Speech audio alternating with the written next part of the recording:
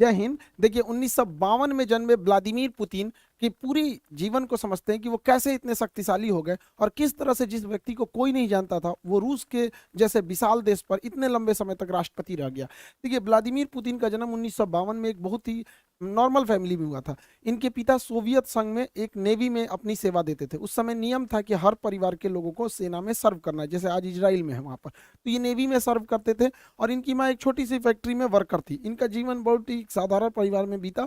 ये पढ़ने में उस समय एक साधारण विद्यार्थी थे। उससे आगे अगर इनकी जर्नी को देखते हैं तो 1975 में ये रूस की खुफिया एजेंसी केजीबी को ज्वाइन करते हैं और 1975 में एक सीक्रेट ऑफिसर बनते हैं। इन्हें कई अलग अलग देशों में भेजा गया देश की सेवा करने के लिए, जहां पे इन्होंने बखूबी अपना रोल निभाया। इनकी जीवन में सबसे बड़ा बदलाव कब आया? जब 1989 में जर्मनी रूस के खिलाफ होने लगा। जर्मनी में पहले रूस का प्रभाव था, ये जर्मनी और रूस में आधे ही जर्मनी के बीच में एक दीवार चलाई गई थी जिसका नाम था बर्लिन की दीवार। इस साइड का हिस्सा रूस से प्रभावित था और इस साइड का हिस्सा अमेरिका से प्रभावित था।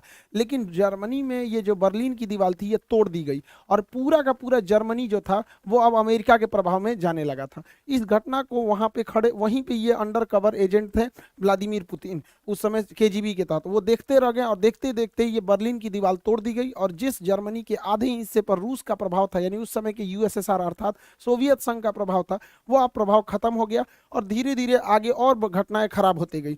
रूस की जो उस समय का नेतृत्व था रूस को संभाल नहीं पाया और एक के बाद रूस में क्रांति बढ़ने लगी। और रूस जो था उस समय सोवियत संघ हुआ करता था, पूरा नाम USSR, union of Soviet socialist Republic. इसमें 15 देश होते थे या 15 देश 1991 यानी 1991 में बिखर गए। इसमें से कौन कौन से देश बिखरे? Estonia, Latvia, Lithuania, Ukraine, Moldova, Belarus, Georgia, Armenia, Azerbaijan, Kazakhstan, Kyrgyzstan, Tajikistan, Turkmenistan, Uzbekistan. नक्शा की क्लास में आप सब लोग को याद करा दिए थे। तो अब बच्चों का चीज है ये सब, दुनिया के केंद्र देश कहाँ पे, तो ये तो आप सब लोग को पता ही है। तो टोटल यूएसएसआर 15 भागों में टूट गया, जिसमें सबसे बड़ा भाग जो निकला था वो था रूस, जबकि इसके जितने जो छोटे छोटे देश थे ऐसे 15 देश टूट गए, जिसमें यूक्रेन भी रूस से ही टूटा था 1991 के दशक के समय। उस समय जो रूस के राष्ट्रपति थे मिखाइल गर्वाचोक सबसे लोल राष्ट्रपति रहा था पूरे रूस का। इसने 1989 में अफगानिस्तान में सेना भेजा तालिबान को कंट्रोल करने के लिए, वहीं तालिबान उदय हुआ और फिर वहां से भागना पड़ा,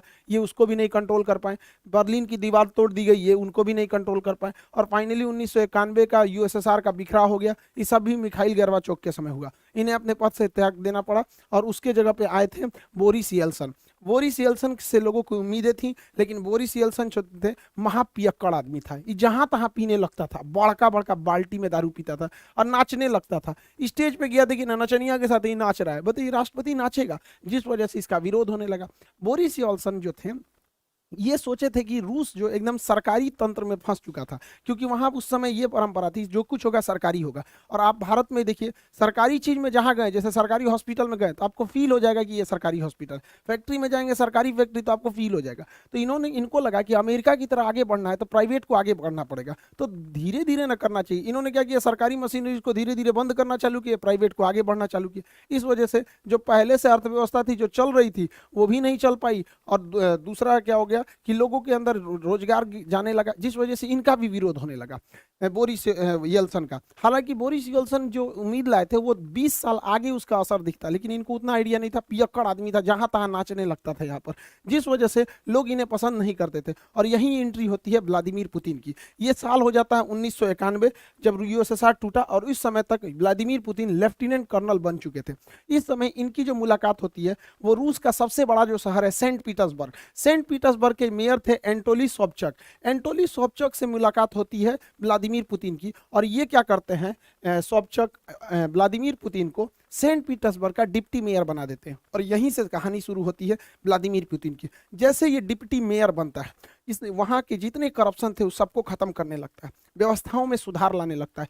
यह परिवर्तन सड़कों पर दिखने लगती है और सेंट पीटर्सबर्ग जो कि पूरी तरह से रूस का सबसे बड़ा शहर था, वहां से एक नाम उभर के आता है कि एक नाम व्लादिमीर पुतिन, जिसने सबको सुधार दिया, जिससे कि लोग वहां के प्रभावित होते हैं। लेकिन एक शहर पे कितना काम कर दीजिएगा, नेशनल लेवल तक उतना नहीं पहुंच पाता, उन भी 1991 के समय जब मीडिया उतना ज्यादा नहीं था। लेकिन इसकी नज़र जब व्लादिमीर पुतिन की इन कामों की देखते हुए एक बहुत ही उस समय के पावरफुल एडवाइजर हुआ करते थे, राष्ट्रपति के सलाहकार होते थे उस समय, उनका नाम था वेलेंटीना यामासोव। ये वेलेंटीना यामासोव